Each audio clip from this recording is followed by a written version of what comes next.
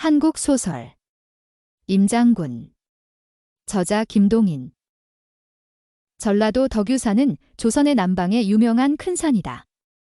수풀이 울창하고 골짜기가 깊으며 여러 개의 봉우리가 엉기어서 대낮에도 해를 우러러 보기가 힘들고 맹수와 독충이 행객을 위협하는 험산이다.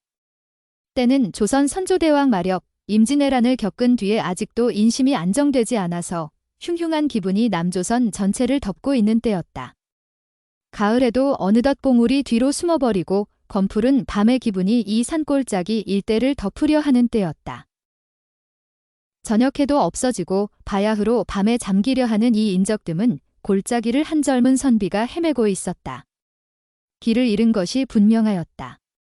벌써 단풍 든 잡초가 무성하여 눈앞이 보이지 않는 덤불 사이를 땀을 뻘뻘 흘리며 이 선비는 방황하고 있었다. 버석버석 선비가 발을 옮길 때마다 잡초만 좌우로 쓰러지지 아무리 헤매도 길이 나서지를 않는다. 웬만한 산골 같으면 하다못해 일하는 여인이나 농부들이 지나다니는 길이라도 있으련만. 산골짜기라 그런 길조차 없고 잡초만 빽빽하여 눈앞을 가릴 따름이다. 야단났군. 연방 탄식을 하며 헤매지만 하늘만 점점 더 어두워갈 뿐이지 어디로 가야 할지 방향이 잡히지를 않았다. 이렇게 한참 풀던 불에서 헤매던 선비는 엎친 데 덮친다고 기막힌 일을 당하였다. 이미 날이 어두웠는지라 늑대 때라도 만나면 어쩌나 하고 속으로 무한히 근심이 되었는데 다행히 아직껏 늑대의 무리는 만나지 않았지만 어떤 풀줄기를 헤치다가 오른손 넷째 손가락을 독사에게 물렸다. 풀을 헤치다가 손가락이 뜨끔하는 바람에 깜짝 놀라서 손을 훔치니 서너 뼘쯤 되는 독사가 손에 딸려 올라온다.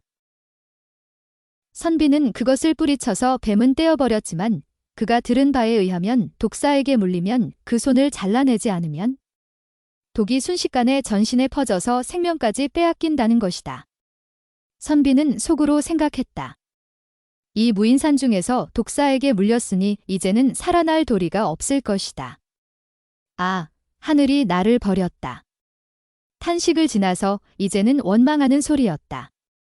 아니, 원망도 지나쳐서 이제는 절망의 부르짖음이었다. 그때 원망의 눈이 하늘로 치어들 때에 선비는 문득 멀리 명멸하는 불그림자를 발견하였다. 벌써 사방은 캄캄하였는지라 그 원근은 분명히 알기 힘들었지만 건너편 봉우리의 중턱쯤 되는 곳에서 가물가물하는 불그림자를 하나 발견하였다. 뱀의 무서운 독은 벌써 선비의 전신에 뻗쳐나가는 것이 분명하였다. 손가락만 저리고 아프고 하던 것이 어느덧 팔목까지 저리고 이제는 팔굽까지 저린 것으로 보아서 좀 더 뒤에는 팔죽지까지 저릴 것이며 그 독은 15분이 지나지 않아 온 몸에 다 퍼질 것이다. 선비는 숨을 허덕이었다. 물에 빠진 자는 지푸라기라도 붙드는 법이다. 독사에 물린 이상은 손을 잘라내지 않으면 죽을 것이 뻔하였지만 행여 살 길이 있을까 하여 무턱대고 그 불그림자가 보이는 곳으로 향하여 시근거리며 기어올랐다. 선비는 어떻게 하여 그 불그림자가 보이는 곳까지 기어오르기는 하였다. 그러나 그것은 작달한 암자였다. 까지 이르러서는 더 움직일 기운도 없이 부르짖어 볼 기운조차 없이 그 자리에 푹 쓰러지고 말았다. 선비가 다시 정신을 차릴 때는 어느덧 그는 그 암자 안에 들어와 누워 있었다. 그리고 그의 머리마대는 40이 되었을까 말았을까 한 중년의 처사 한 사람이 근심스러운 듯이 자기를 굽어보고 있는 것이었다. 이것을 의식하면서 젊은 선비가 몸을 움직이려 할 때 그의 오른편 팔은 부드러운 헝겊으로 잔뜩 결박이 되어 있는 것이었다. 움직이지 마시오. 움직이면 안 됩니다. 굽어보고 있던 주인이 고요한 음성으로 명령한다. 암자의 주인은 뱀독에 정통했다. 그러나 젊은 선비는 한가롭게 있을 수가 없었다. 그 사이 뱀의 독이 얼마나 퍼졌는지 알 수는 없으나 어서 그 독 퍼진 곳을 잘라내지 않으면 자기의 생명까지도 위태롭다고 생각했다. 주인장. 오른손을 독사에게 물렸소이다. 부탁이올시다. 이 오른손을 도끼로 찍어 주십시오. 객께서 독사에게 물린 것은 압니다. 그러나 염려 마십시오. 주인장이 염려를 말라고 하나 선비는 알 수가 없었다. 젊은 선비는 또 몸을 움직여 보려 하였다. 그러나 그의 몸은 조금도 움직일 수가 없이 결박이 되어 있다. 염려 마십시오. 독사의 독이 퍼지지 못하도록 처치를 아까 했습니다. 이 덕유산 뱀의 독은 유명한 것이나 그 뱀의 독을 연구하려고 여기 암자에 머문 지는 15년 되었습니다. 그래서 뱀의 독에 대해서는 웬만치 자신이 있는 사람이다. 독이 더 퍼지지 못하도록 처치를 했으니깐 안심하시오. 저것들이 노형의 팔에서 뜯어낸 것입니다. 주인이 가리키는 곳을 임생은 머리를 돌려서 보았다. 그것이 무엇인지는 똑똑히 알 수 없으나 꽤 큼직한 걸레가 피에 통 젖어 있었다. 동시에 객은 비로소 느꼈다. 자기의 팔죽지가 무섭게 저리고 아픈 것을. 그럼 이제는 독이 더 퍼지지는 못합니까? 네, 안심하시오. 피곤한 객은 주인의 안심하라는 소리를 들으면서 또다시 혼곤히 잠에 빠졌다. 그러나 잠에 빠지기는 하였지만 팔죽지가 너무도 아프기 때문에 잠깐 잠들었다가 곧 다시 깨었다. 팔죽지가 놀랍게 아프다. 그러나 몸은 조금도 움직일 수가 없다. 주인도 어느덧 잠자리를 펴고 곤히 잠든 모양이었다. 몸을 움직일 수가 없는지라 볼 수도 없지만 자기 곁에서 숨쉬는 소리가 약간 들린다. 이것을 들으면서 또는 팔이 아픔을 감각하면서 임생은 차차 공포에 빠지기 시작하였다. 팔죽지가 이렇듯 아픈 것은 자기의 팔을 잘라낸 때문이 아닐까? 아까 본 바 피투성이의 걸레에 쌓인 것은 자기의 팔이 아닐까? 팔죽지만 놀랍게 아프지 팔과 손이 아픈 것을 느낄 수 없는 것은 이미 잘라낸 탓이 아닐까? 팔이 잘린 데 대한 공포와 없어진 팔에 대한 애착이 차차 커가며 무서워졌다. 부모에게서 물려받은 팔 지금껏 20여 년을 자기의 어깨에서 늘어져서 자기를 기르고 먹이고 살리던 오른손. 이것이 없어졌다고 하면 거기에 대한 애착보다는 공포심이 더 컸다. 병신. 이제는 일생을 자기는 병신으로 지내야 할 것인가? 오른손이 없다. 얼마나 무서운 말이냐. 아까 뱀에게 물린 그 순간에는 단지 생명에 대한 애착 때문에 그 독들은 손을 어서 잘라버리고자 애썼지만 이제는 생각하면 오른손 없이 일생을 지나기보다는 도리어 일찍이 죽어버리는 것이 행복이 아닐까? 그는 지금 과거를 보러 서울로 가는 길이다. 그러나 손 없이 어떻게 과거를 보랴? 아직껏 배운 학문도 모두 과거에 급제를 하여 장래에 영달하기 위해서가 아니었던가? 그러나 자기는 이제 과거를 볼 수가 없다. 암담하고 처참할 자기의 장래를 상상할 때에 임생은 가슴이 찢어지는 것 같았다. 시험을 보아서 영광을 꿈꾸기는커녕 일생을 이제 시골의 가난한 불구로 지내지 않을 수가 없으니 이것은 도리어 죽음만도 못하였다. 팔죽지의 아픔, 마음의 고통, 이 안팎으로 받는 고통 때문에 선비는 소리까지 내어서 울었다. 손님, 왜 그러시오? 주인은 이 울음소리에 깨었다. 거기에 대하여 임생은 자기의 심경을 모두 주인에게 하소연하였다. 그러자 주인은 단지 미소를 지으며 하늘이 두 손을 주신 것은 하나를 사고로 잃을지라도 남은 것으로 대신하라고 한 것이니깐 아무 염려 마세요. 하고는 또다시 잠이 들어버린다. 이리하여 나흘 동안을 옴짝달싹도 못하고 보낸 뒤에야 비로소 그 결박을 끌렀다. 웬일이냐. 그 사이 잘리운 줄만 알고 있던 그의 팔이 그대로 달려있을 뿐 아니라 그 팔은 약간 움직일 수까지 있었다. 아, 이게. 너무도 기쁘고 놀라워서 이렇게 부르짖을 때에 주인은 미소하면서 대답하였다. 네, 그 팔은 온전합니다. 그날 당신이 본 피가 묻은 뭉치는 당신의 팔에서 뽑아낸 독혈입니다. 당신의 팔죽지에 가죽을 째고 독혈에 침범된 혈관을 모두 끊어내서 독을 모두 뽑아낸 것입니다. 독에 침범되어서 썩었던 살이 아직도 온전히 살아나지 못해서 아직은 그 손을 쓰시기가 좀 거북하겠지만 한 달 이내로 온전히 사용하게 될 것입니다. 아, 여전히 내 팔을 사용할 수 있게 됩니까? 아무 염려 마십시오. 주인의 말을 듣건대 이 덕유산의 독사는 보통 예사의 독사와 달라서 그 독이 사람의 몸에 들어가면 몸이 반드시 썩는데 그것이 운이 좋아 썩는 것만 면한다면 그 독은 도리어 사람의 몸에 이롭게 되어 한 번 신체가 모두 개조되어 효용과 완력이 놀랍게 된다는 것이었다. 그동안 15년간을 이 산에서 숨어서 오로지 그 뱀의 독과 그 독의 면역성을 연구한 결과 이제 겨우 그 결과가 완성이 되었는데 다행히 선비는 그 연구가 완성된 뒤에 이곳을 찾아온 덕에 생명이 보전되었다는 것이다. 말하자면 당신은 이미 죽음의 길을 들어섰던 사람입니다. 지금 그 생명이 붙어 있는 것은 모두 내 덕이고 자랑인 듯하지만 내가 당신에게 드린 선물입니다. 그 은혜에 대한 사례를 어떻게 하시렵니까? 내 하라시는 대로 아무런 일이든 하오리다. 그럼 내가 명령하리다. 충성을 다하여 국가에 보답하시오. 지식도 많으신 것 같으니 그 지식과 이제 장차 생길 완력을 모두 국가를 위해 쓰시오. 이것이 내 당부입니다. 그런 일이야 은인의 부탁이 없더라도 생각이 있지만 이번에 상경에서 과거에 급제가 될지 어쩔지가 걱정됩니다. 과거를 통과해야 반드시 충성을 다하여 국가에 보답하게 되는 것이 아니라 자기의 가진 재능을 헛되이만 쓰지 않으면 이것이 충성을 다하여 국가에 보답하는 것입니다. 주인은 임생에게 자기의 손을 내어 보였다. 오른손은 둘째 손가락이 없고 왼손은 엄지손가락과 새끼손가락이 없는 보기에 징그러운 손이었다. 그 손도 원래는 완전한 손이었지만 뱀과 싸우는 15년간 뱀의 독의 영향을 받았기 때문에 잘라버렸다는 것이었다. 수일간을 임생은 그 암자에 더 묵어 있었다. 묵어 있는 동안 암자의 마루 밑에 있는 가지각색의 뱀의 독즙 들이며 또는 상자에 넣어둔 수천 마리의 뱀을 보고 객은 이 주인의 지독한 학구적 태도에 경탄하였다.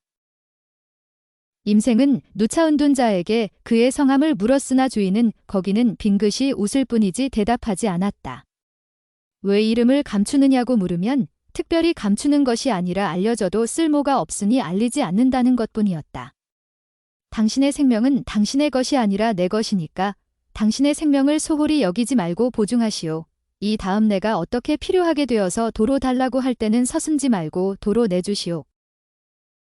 수일 후 임생이 시험을 보러 길을 떠날 때의 주인은 따라 나오면서 이런 당부를 하였다. 거기 대하여 임생은 맹서하면서 결코 소홀히 하지 않고 크게 되도록 힘쓰겠노라 하였다. 이 객은 전라도 선비였다. 임생은 서울까지 무사히 왔다. 그동안은 처음에는 쓰기가 거북하던 오른손도 이제는 자유자재로 움직일 수가 있게까지 되었다. 뿐만 아니라 그때의 암자의 은둔자가 말하던 바와 같이 임생은 나날이 자기의 체격이 장대하여 가며 완력이 부쩍부쩍 늘어가는 것을 자각하였다.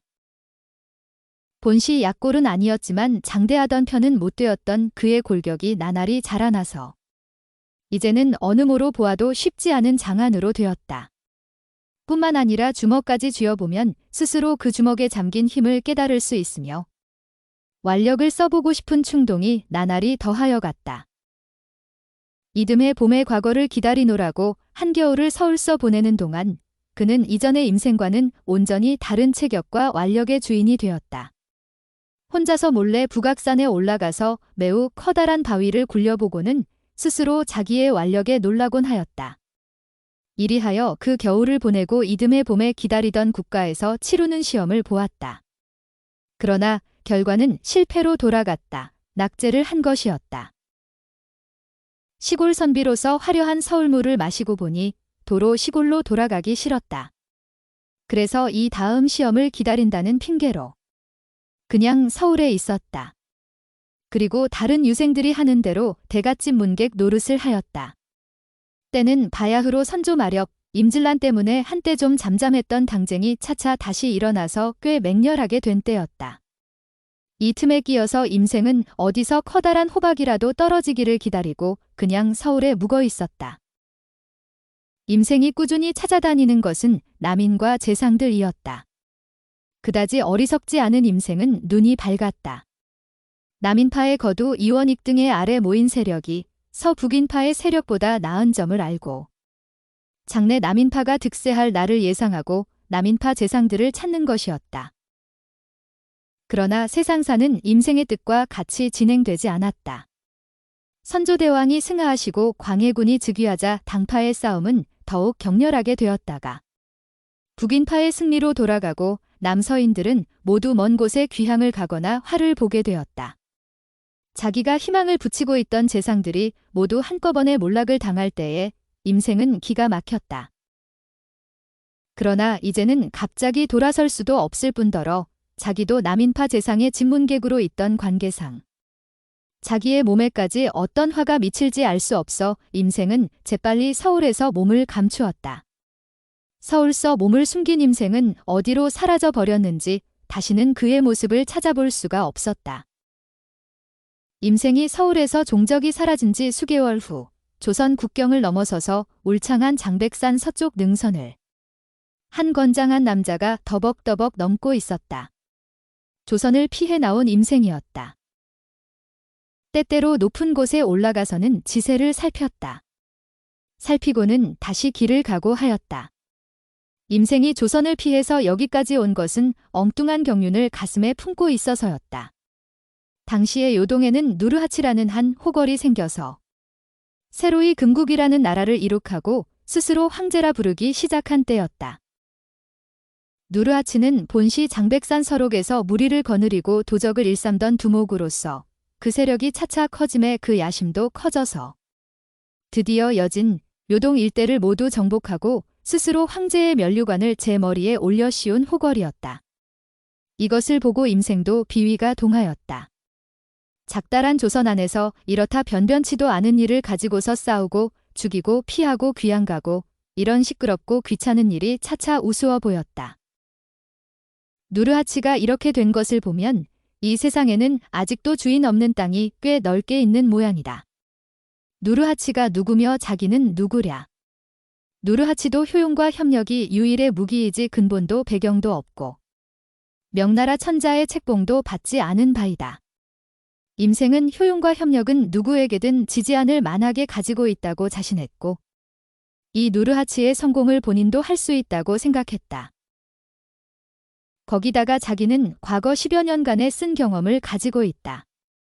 조그만 반도의 말직 하나를 얻어보고자 10여 년간을 학문을 배웠으며 학문을 배웠다고 저절로 되는 것이 아니라 배운 위에는 또한 과거라 하는 시험을 지나야 하며 그 시험이라는 것이 또한 제 실력으로 되는 것이 아니라 이리저리 뇌물을 먹이고 아첨을 해야 되는 것이다.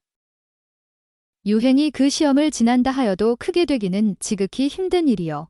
천행으로 크게 된다 하더라도 언제 거꾸러질지 예측히 어려운 일이다. 말하자면 그다지 신통치도 못한 것이오늘 자기는 나이 30이 되는 오늘날까지 오로지 그 한 길을 위하여 힘쓰고 별별 안 잊고 온 일을 겪었고 그리고도 또한 달성하지 못하고 이 집에서 저 집으로 손님으로 머무르는 처지로 다니다가 그것도 자리가 안전치 못하여 지금 몸을 피해서 온 것이 아니냐? 시시하고 너절한 일을 위해서 과거 30년간을 보낸 것을 생각하면 기가 막혔다. 자기가 일찍부터 마음을 크게 먹고 이리로 나와서 활동을 하였더라면 오늘날 누르하치가 차지한 자리를 자기가 먼저 차지하지 못하였으리라고 어찌 단정하랴. 이리하여 무슨 좋은 일이라도 생기지 않을까 하고 지세를 살피면서 이리저리 배회하는 것이었다. 그 뒤 반년, 1년, 임생은 이 땅의 지세며 풍속이며 언어를 살피면서 요동의 황해를 방황하고 있었다. 금국 태조 누르하치가 도읍을 요양에 정하고 그 축하가 굉장히 있는 해 여름이었다. 이전에 조선 서울서도 뜻을 못 이루고 이 집에서 저 집으로 문객질만 하고 있던 임생은 여기서도 또한 품은 뜻의 만분지일도 못 이루고 금태조의 도읍을 정하는 축하식 날 구경하러 요양 근처에서 배회하고 있었다. 그날 임생은 자기에게 행운이 떨어지리라고는 생각도 못했다. 단순한 구경차였다. 그러나 과거 30년간을 임생의 곁에는 비춰본 적도 없는 행운의 빛이 이날 뜻밖에도 임생의 위에 내렸다. 황태자가 인솔한 무장 몇 명이 산으로 들어가서 멧돼지 한 마리를 몰기 시작했다. 그 돼지를 보고 혈기에 날뛰는 황태자는 화를 겨누고 말을 날쌔게 몰아 돼지에게로 달렸다. 돼지가 뛰어나온 곳은 임생의 뒤였다. 황태자가 오는 곳은 임생의 앞이었다. 임생은 돼지와 황태자의 중간에 있었다. 화살이 맞을 만한 거리에서 황태자는 말 탄 채로 돼지에게 활을 쏘았다. 그러나 돼지는 뒤에서 모는 장수들에게 놀란 터라 앞에 황태자는 보지 못하고 그냥 황태자 편으로 전속력으로 도망하였다. 첫 번째 화살에 실패한 황태자는 그냥 말을 마주 달리면서 둘째 화살을 쏠 준비를 하였다. 돼지는 임생이 있는 뒤쪽 한 20간쯤 되는 거리까지 왔다. 그때 황태자는 두 번째 화살을 쏘았다. 화살은 돼지의 앞다리에 맞았다. 앞다리에 화살을 맞은 돼지는 한 번 기이한 소리를 내며 황태자의 말에게로 달려갔다. 그때 황태자가 탄 말은 돼지에게 놀라서 껑충 높이 한 번 뛰었다. 동시에 황태자는 말에서 땅으로 떨어졌다. 땅에 떨어졌던 황태자가 황급히 일어날 때 돼지는 벌써 황태자를 받아 넘기려고 올라뛰는 때였다. 모든 사람의 눈에는 황태자가 죽는 줄로 알았다. 황태자도 그렇게 알았을 것이며 돼지도 그렇게 믿었을 것이다. 돼지가 황태자의 몸으로 달려드는 순간 실로 순간이었다. 김생의 몸뚱이가 총알같이 뒤에서 뛰쳐나오면서 자기의 몸으로 돼지의 몸을 받아 넘겼다. 임생의 몸에 부딪혀 돼지가 비틀거릴 때에 임생의 주먹이 돼지의 머리를 내리쳤다. 황태자와 무장들이 정신을 수습하고 돼지의 시체를 조사해보고는 입이 딱 벌려졌다. 그 커다란 돼지의 머리가 단 한 번의 주먹에 부스러진 것이었다. 돼지의 두개골 전체가 부서지고 직접 주먹을 맞은 앞 이마에는 주먹만한 구멍이 뚫린 것이었다.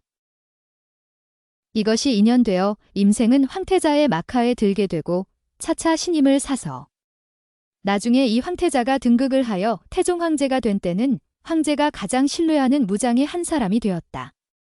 임생의 지위가 이렇게 변하는 동안 그의 본국인 조선에도 적지 않은 변화가 생겼다. 일찍이 서인과 남인이 북인과의 싸움 끝에서 패배하여 남서인의 거두들은 모두 귀양을 갔지만 일부 인물들은 그냥 서울에 숨어서 다시 세상에 호령할 날을 도모하고 있었다. 그러나 지금 왕은 북인을 깊이 신임하고 있고 그 마음은 장차 돌이킬 수 없음을 본 이 사람들은 자기네가 장래 성공키 위해서는 이 임금을 쫓아내야 할 것을 알고 밀모에 밀모를 다하여 종래 임금을 쫓아냈다. 그리고 임금의 조카님 되는 능양군을 새 임금으로 모셨는데 이분이 인조대왕이다. 조선의 정세는 이만큼 변하였으나 신흥 금국과 조선의 그때의 델리케이트한 관계는 변함이 없었으니 즉 다른 것이 아니라 조선은 명나라와 동맹국가라는 점이었다. 금나라가 새로 나라를 이룩함의 그 야심은 단지 여진, 요양에만 있는 것이 아니라 중원을 들어 삼켜서 그야말로 대국 천자까지 되려고 하는 심사였다. 그런데 그 땅은 명나라와 조선의 중간에 끼어서 명나라를 치자면 뒤에서 조선이 자기네 뒤를 엄습할 염려가 있었다. 그렇기 때문에 명나라를 치려면 먼저 조선을 정복하여 후한을 없이 할 필요가 있었다. 이것은 큰 원인이 되고 그 밖에 몇 가지의 원인이 더 합쳐서 태종 황제는 조선을 정벌하려고 군사를 일으켰다. 그리고 태종에게 신임을 받는 임생은 임장군이 되었다. 임장군은 태종의 참모로서 이 정벌에 동행하였다. 때는 1636년 인조대왕 때였다. 금국은 그 국호를 대청이라 고치고 아직 것은 칸디라고 만주 이름으로 부르던 왕제를 공공이 중원 이름으로 황제라 부르고 숭덕이란 연호까지 세운 해였다.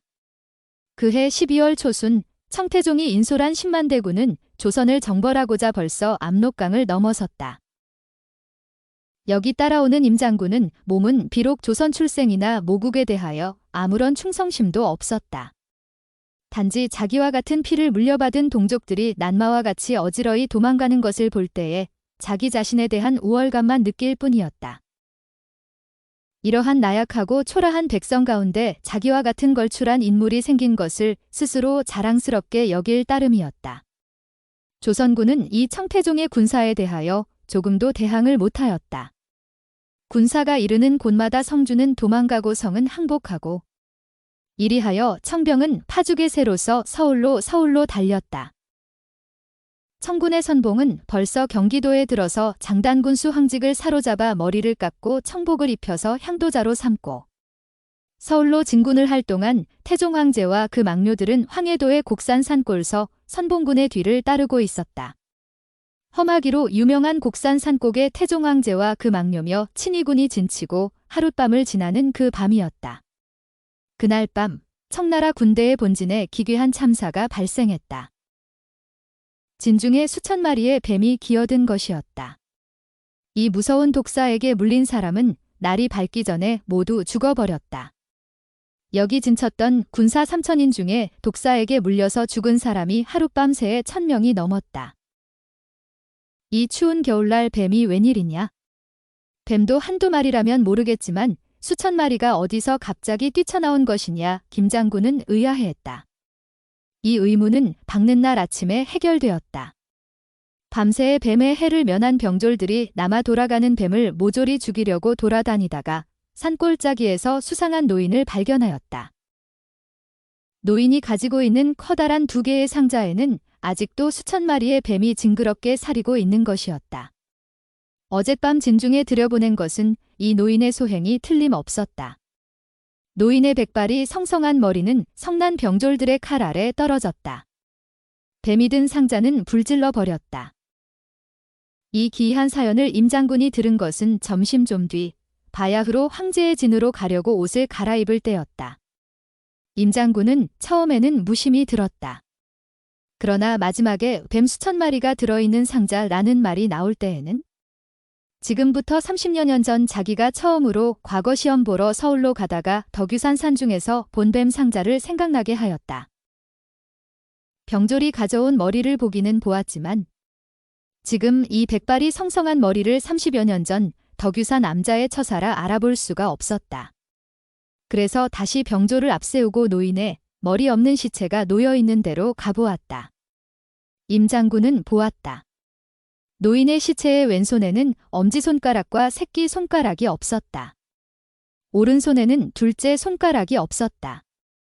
이 노인은 틀림이 없는 30년 전 덕유산의 그 은둔자였다. 당신의 생명은 말하자면 내가 드린 것이니까 언제건 달랄 때에 도로 주십시오.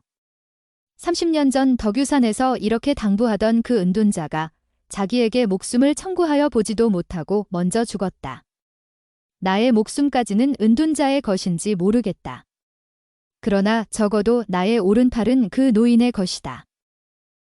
내가 뱀에게 물린 팔을 잘라버리지 않으면 안 되었으나 내 팔이 지금 내 몸에 달려있는 것은 완전히 노인의 덕분이 아닌가? 오른손이 남아있어서 돼지의 머리를 봐서버렸기에 황제의 총애를 사고 오늘날의 이 영화와 지위를 얻지 않았느냐? 그동안 30년간을 한 번도 생각하여 본 일이 없었던 자기의 오른 주먹의 은혜가 통절히 느껴지면서 동시에 그와 같은 팔의 생명의 주인인 옛날 은둔자에게 대한 미안한 생각이 걷잡을 수 없이 일어났다. 그의 오른팔은 말하자면 자기 몸에 달려있기는 하지만 자기의 소유는 아니었다. 그럼에도 불구하고 그 팔 덕분에 오늘의 지위를 얻어서 그러한 은혜 많은 팔을 감히 의주에서 이곳까지 오는 동안 함부로 놀려서 자기의 동족의 생명을 얼마나 빼앗았는가. 이곳에서 이 노인의 죽음을 보지 않았더라면 자기는 또 여기서 서울에 이르기까지에 얼마나 많은 동족의 피를 흘렸을 것인가. 이튿날 황제의 진에는 적지 않은 소란이 일어났다. 그날 밤 따라 황제는 마음이 뒤숭숭하여 자기의 침상에서 자지 않았다. 대신에 신복막료를 자기 침상에서 자게 하고 자기는 다른 곳에서 잔 것이었다. 그런데 황제의 침상에서 잔 그 막료는 가슴에 칼이 박혀져 사하였다. 그 막료의 가슴에 박힌 칼이 또한 임 장군의 것이었다. 그 뒤에 임 장군은 어디로 사라졌는지 밤사이에 종적이 없어졌다. 그 뒤 임 장군의 종적은 완전히 사라져 다시는 나타나지 않았다. 끝.